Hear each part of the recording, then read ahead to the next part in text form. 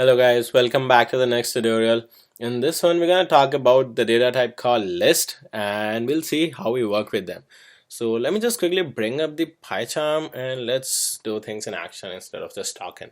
So list is a data type that we can use to store more than one value in one variable name. So basically till now you have seen something like this: x equals to 10. It's one value in one variable, right? But now we'll be storing more than one value, so like 10, 20, 30, 40, whatever, in just one variable name. So it's like a collection of different pieces of information, right? And we store them under a single variable name. So let's see how we define a list. So I'm just gonna say cars, give a name called cars equals, and list is defined as I've mentioned in the comment as well, that they're defined in brackets and each value should be separated by commas, right? So let's define a list. Maybe let's give it a name called let's define BMW, one car, comma, and Honda. Let's do this, right? So Honda, and let's add one more. So let's put Audi, right? So we have three cars and we just defined a list. So if I print cars, I can just do that. Let me just run it, and it prints out the list, right? BMW, Audi, Honda. So we have that. So this is how we define list, guys. Just remember, each element is separated by comma and the list is surrounded by the brackets. And we can have an empty list as well. So I'm just gonna type something called empty list, just a name, and we can have an empty list just with the brackets. So if I print something like this, empty list, let's see what happens. So it's just gonna print the brackets, nothing else. So it's an empty list. We can add things later to a list and we can do all those things. So what are lists, right? We already talked about it, and let's see how we can access the elements inside a list. So you guys, we already talked about strings. String is similar to list in a way that string is a collection of characters, right?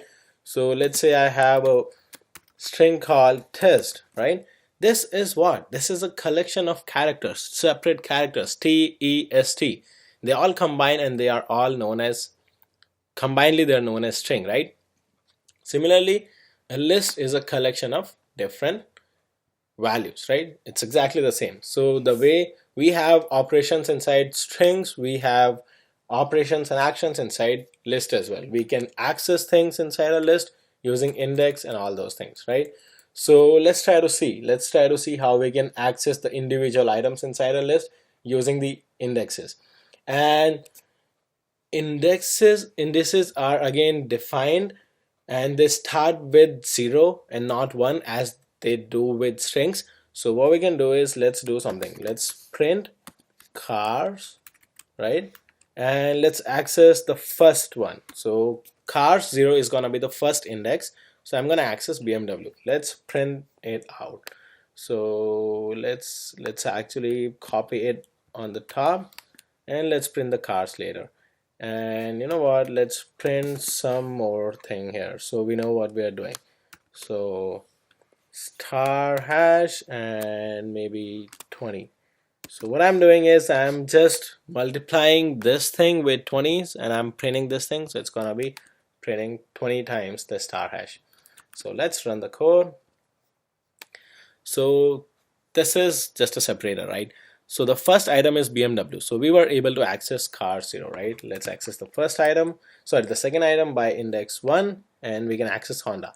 So this is how we access items inside a list using the index, right? And we can access any item. So that's pretty handy, right? That's pretty good. So let's define one more list, maybe maybe num list. Let's say something like this, and let's do that. So 1, 2, and 3. So what we can do is we can actually do stuff like this.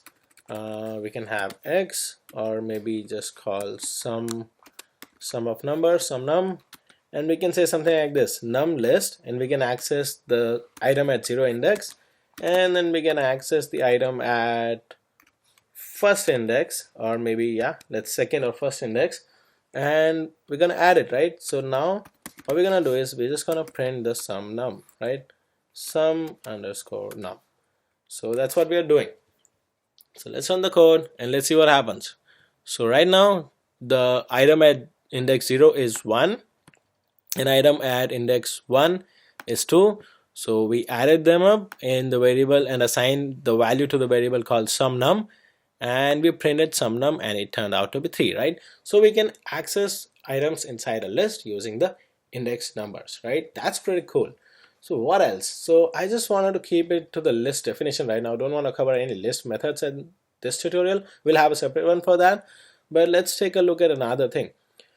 So the way we define the list, right? So what I'm gonna do is I'm actually gonna change something. So I'm just again gonna create this list and give it a different name, cars, or maybe I'm gonna say more cars, something like that. So right now what I'm doing is I'm printing more cars and index 0 or maybe 1. So what it's gonna print Honda, right? So let's run it. So it prints Honda up there. So what I can do is if I can assign values to the item in the index. So how I can do that is, let's say I have more cars and I define some, I put a bracket up there and say index 1 and I assign a value. So let's say I assign Benz, Mercedes Benz. So what I can do is I can assign values to the indexes of the list as well. So I can put any index and I can assign a value. So if I do that and let's print the same line again, let's see what's there on the first index. So if I run again, it's Benz. So right now it's not Honda, right? So let's print the whole list. So more cars, and if I print the whole list, it says BMW, Benz, Audi. So Honda is replaced, right? So what I did is I assigned the index 1 item of the list to the value called Benz. So the Benz, what it did is it changed the previous value and it replaced Honda with the new value. So that's what we can do, guys. That's how we can play with the indices of the list, and it's pretty cool, right? It's pretty cool. So I would just suggest you guys to have this code, download it, and practice a bit on playing with the indices of the list and all those things, and stay tuned for the next lectures. Thanks for attending this one, guys.